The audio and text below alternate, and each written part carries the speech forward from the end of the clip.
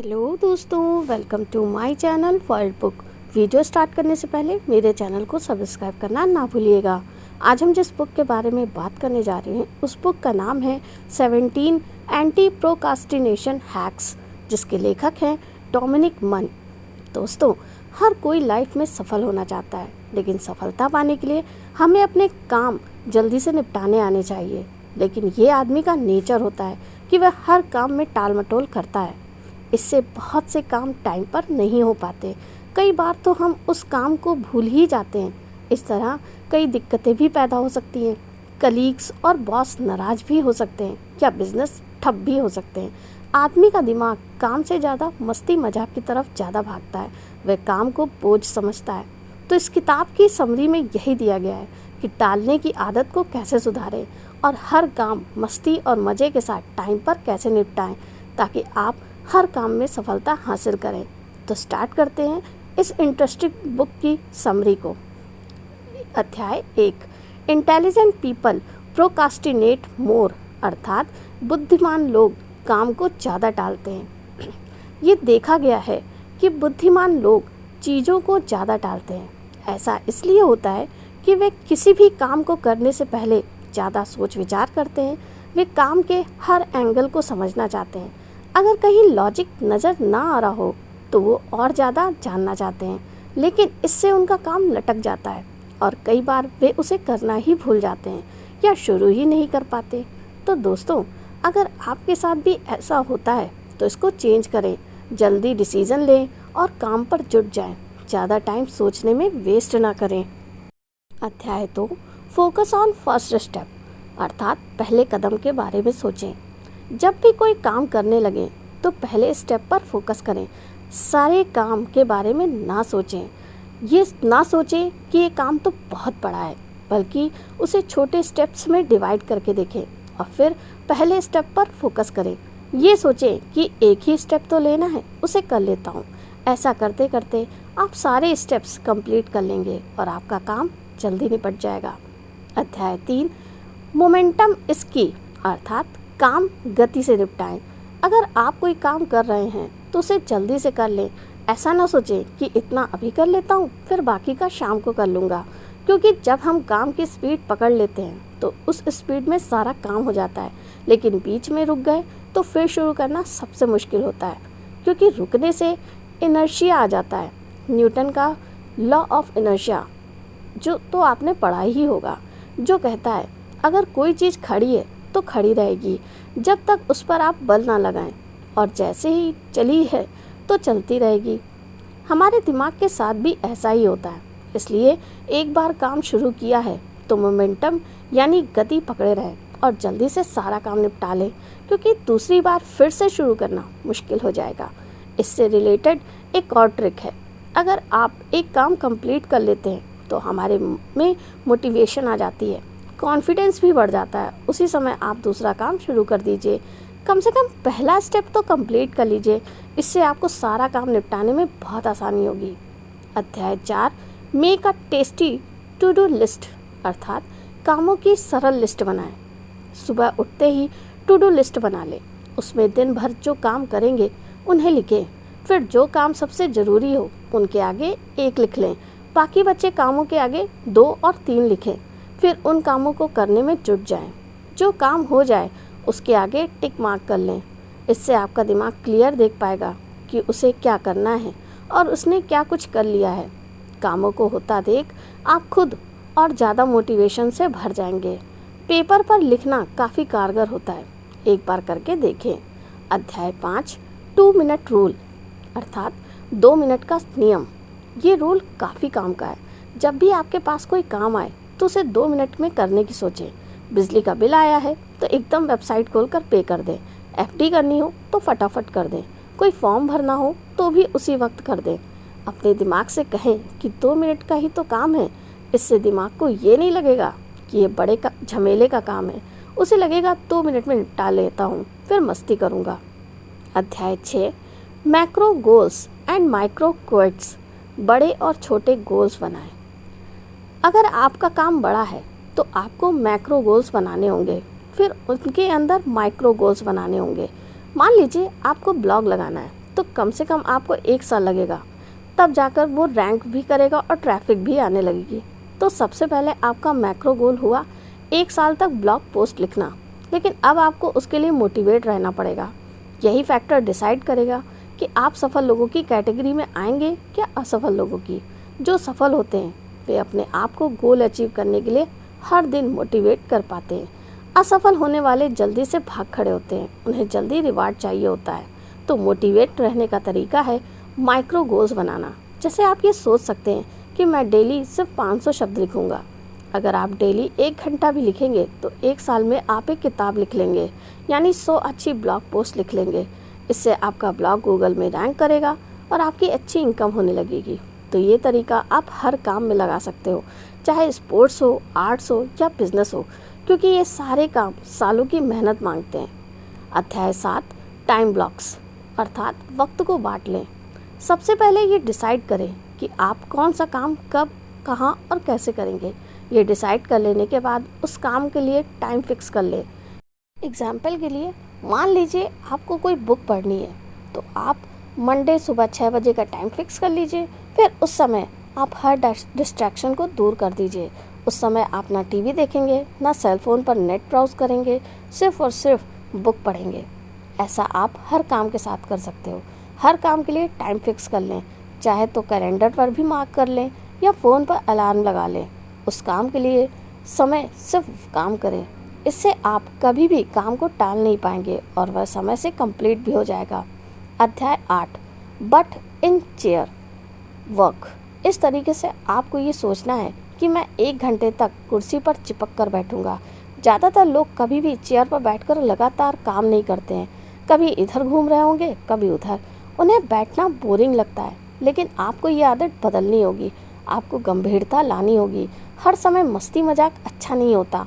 बस खुद से ये बोले कि 1 घंटे की ही तो बात है, मैं लगन से ये काम कर लेता हूँ। 1 घंटा ज़्यादा लगे तो आधा घंटा कर लें, फिर 10 मिनट का ब्रेक लें और फिर से आधा घंटा बैठे। आप देखेंगे कि आपके काम आराम से हो रहे हैं और कुछ भी लंबे समय तक पेंडिंग नहीं रहेगा। अध्याय 9, एयरप्लेन डेज। एक रिसर्च के दौरान बहुत से लोग फ्लाइट के दौरान बहुत ज़्यादा प्रोडक्टिव फील करते हैं और वे उस टाइम काफ़ी सारे काम निपटा लेते हैं। रिसर्चर को हैरानी हुई कि ऐसा क्यों होता है।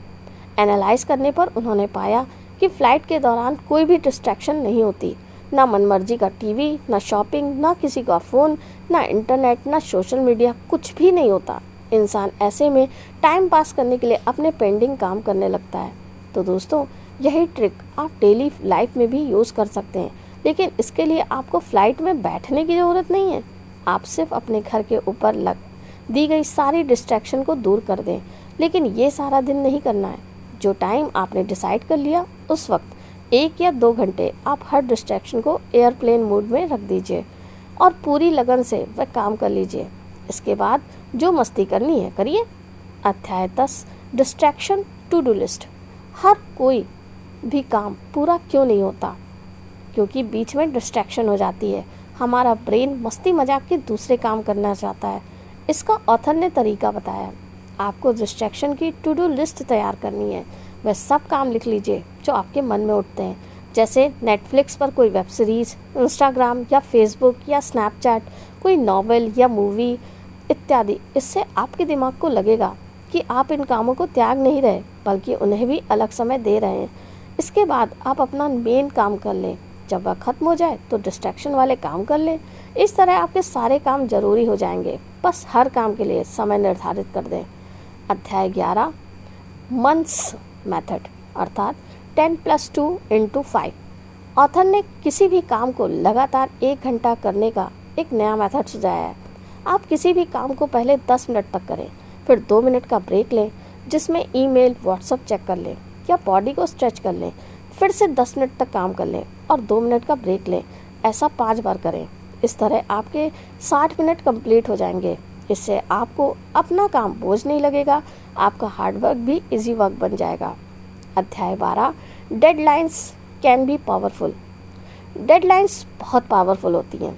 वे हम पर थोड़ा प्रेशर डाल देती हैं। आपको पता ही होगा कि हम अपनी कॉलेज की असाइनमेंट एक ही दिन में कर लेते हैं, जबकि उनके लिए 2-3 हफ्ते मिलते हैं। शुरू में हमसे वह नहीं होती, लेकिन जब लास्ट डेट यानी डेडलाइन आ जाती है तो हम उसे फटाफट कर लेते हैं। डेडलाइन हमें मोटिवेट करती है, चाहे डर से ही करें, लेकिन हमारे पर्सनल कामों के लिए कोई भी डेडलाइन देने वाला नहीं होता। इसलिए आप खुद को डेडलाइन देना सीखें। मान लीजिए इनकम टैक्स का रिटर्न फाइल करना है जिसकी लास्ट डेट 30 है, तो आप खुद से बोलिए कि 15 तारीख तक हर हाल में फाइल करना है। बहुत स्ट्रिक्ट डेडलाइन की भी ज़रूरत नहीं है, लेकिन फिर फिक्स डेडलाइन को हर हाल में करने की कसम खा लीजिए। इस तरह आप कोई भी ज़रूरी डेट नहीं भूलेंगे, चाहे तो उस डेट का अलार्म ही लगा लें। अध्याय 13, स्टॉप बीइंग अ परफेक्शनिस्ट। बिल्कुल परफेक्ट बनने की कोशिश ना करें। कुछ लोगों में ये आदत होती है कि वो हर काम को बेहद परफेक्ट तरीके से करने की कोशिश करते हैं। वे सोचते हैं कुछ भी गलती ना हो और सबको वो काम बहुत अच्छे से दिखना चाहिए। इस चक्कर में वे काम को शुरू ही नहीं कर पाते तो कभी पूरा नहीं करते। इसे साइकोलॉजी में एनालाइज पैरालिसिस कहते हैं। मतलब किसी भी काम को करने से पहले वे बहुत ज़्यादा सोचते हैं। इससे हमारे दिमाग को बहुत ही निगेटिव सिग्नल जाता है। वह डरने लगता है कि अगर मैंने ये गलती कर दी या वो गलती कर दी तो क्या होगा। इस डर से हम काम को शुरू ही नहीं कर पाते।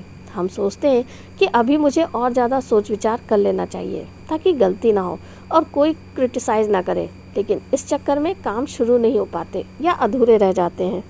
इसलिए अच्छा है कि आप काम शुरू कर दीजिए।